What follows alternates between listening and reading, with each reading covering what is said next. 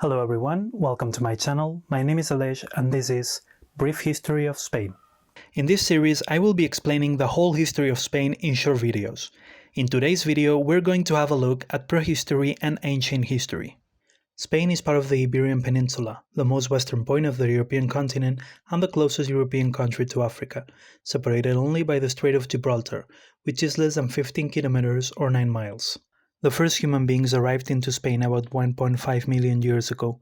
They were not part of our species, the Homo sapiens, but rather a separate branch of humans that developed in Spain and later became extinct, called the Homo antecessor, which means the explorer, since it is the first known human being of the European continent.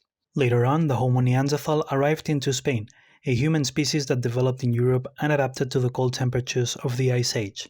Finally, around 40,000 years ago, our own species arrived from Africa, the Homo sapiens, and replaced the Homo neanderthal that became extinct. Although there was some interbreeding between the two species, and around 2% of Neanderthal DNA is left in non-African modern humans. The Homo sapiens of Spain painted many caves depicting prehistorical animals, especially in the northern area of Spain, the most famous of which is Altamira Cave in Cantabria. Several inventions and technological developments arrived into Spain through the Mediterranean traders and sailors, such as agriculture or metalwork, although these advances arrived later than other places due to Spain's location on the far west of the European continent. Around the Iron Age, on the 6th century BCE, we start having written accounts about Spain. These accounts were written mainly by Greek sailors and not by the locals that didn't know how to write.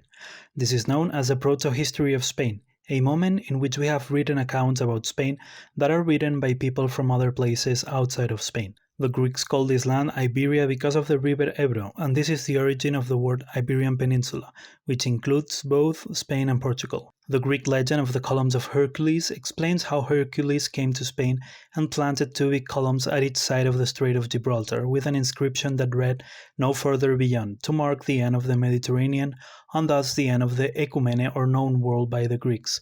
These columns can be seen nowadays in the Spanish flag.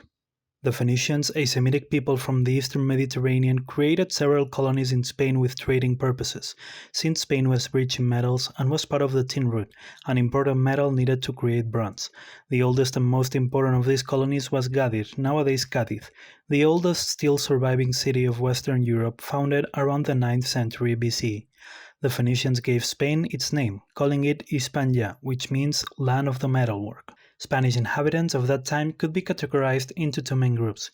The Iberians, located in the Mediterranean coast, culturally developed thanks to the influence of Greeks and Phoenicians, and the Celts, located on the interior of Spain and the Atlantic coasts, less developed and focused on breeding cattle due to the harsh conditions for agriculture of that part of Spain.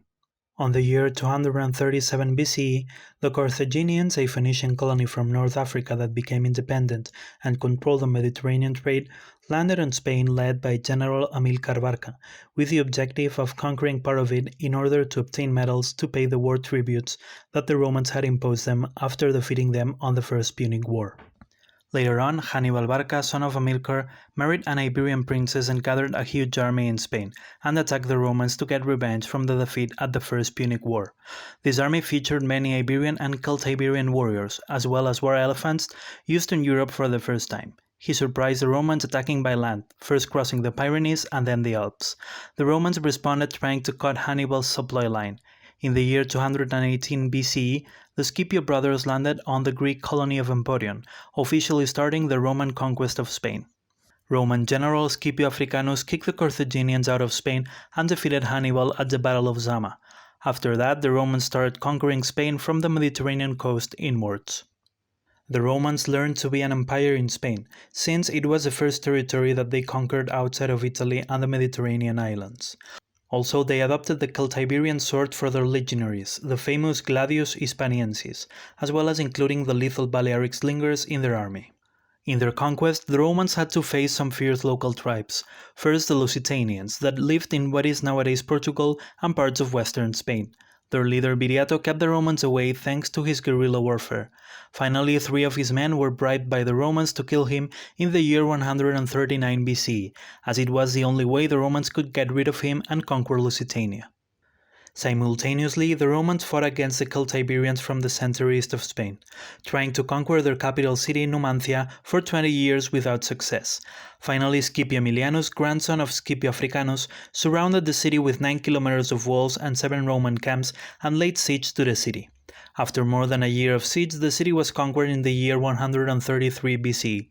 When the Romans finally entered the city, what was left of the population decided to commit suicide before being conquered by the Romans. Finally, the last territory of Spain to be conquered by the Romans was the mountainous area of Asturias and Cantabria. The first Roman emperor, Augustus, came in person to Spain to defeat them, attacking their land from both sides with 2 armies making a pincer. After that, in the year 19 BCE, the conquest of Spain was officially over, after almost 200 years since its beginning, and Augustus declared the Pax Romana, since there were no more wars in Roman territory. Spain was divided into provinces and deeply Romanized, adopting the Latin language and the Roman way of life, which can be seen in the numerous Roman buildings that are still standing in Spain, such as the Aqueduct of Segovia, the Amphitheater of Tarragona, the Lighthouse of Coruña, or the Walls of Lugo, to mention a few. Also, Christianism arrived into Spain thanks to being part of the Roman Empire. Romans mined intensively the mineral resources of Spain, to the extent of literally blowing up mountains to get the gold inside, a technique that was called ruina montium. The Iberian Peninsula had a total of 34 gold mines, more than any other region of the empire, and the total mines were more than 100, approximately half of all the mines of the Roman Empire. Also, Spain gave some important characters to the Roman history, such as the famous Stoic philosopher Seneca, counselor of Emperor Nero, and no less than 3 Roman emperors: Trajan, the one that got the Roman Empire to its maximum extent, Hadrian, his niece, and Theodosius, who made Christianism the official religion of the empire. And this is it for today's video. If you enjoyed the video, please consider liking and subscribing. I will be uploading a video every week, and I hope to see you on the next video. Bye!